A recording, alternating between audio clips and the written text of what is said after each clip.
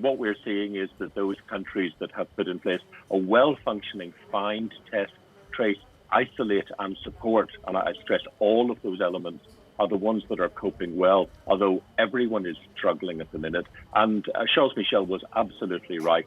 It was the movement in August when Europe went on holiday collectively, and in some cases took the disease to countries that had been relatively unscathed in the first wave, like Greece, but in other cases brought it back to, again, countries that had done rather well, like Germany and Austria. So I think he's absolutely right. And I think what he is alluding to here, I hope anyway, is the recognition that we actually now need to move forward with a European health union. The member states have jealously guarded their competence in health so far in the treaty revisions, but I think we're now seeing that this is an essential next step. Okay. Well, you say, or you blame rather, Europeans going on holiday, but surely that can't be the only cause, because we've got the WHO now calling Europe the epicenter of the disease. Why is it, do you think, that preventative measures here in Europe didn't work when, if we compare our rates to Asian countries, they're relatively low there?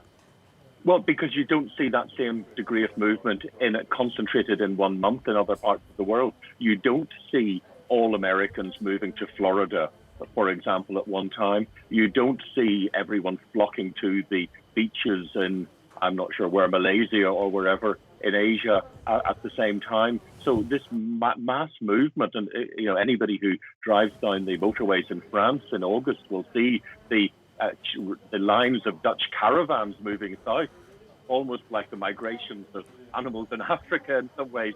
The long lines that we see stretching down the motorways.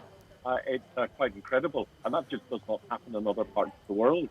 I heard the head of Heathrow Airport this morning describing Europe's approach to tracking and testing as well as tracing as the Wild West. Do you think there's a need for a common strategy, and would that work better? Well, it would be much better if we were coordinated. Having differences leads to confusion, especially among those people who are skeptical and are saying, well, why are you doing something in one country and not in another? And so therefore, the science is the same everywhere. We should try to apply it in a consistent manner everywhere.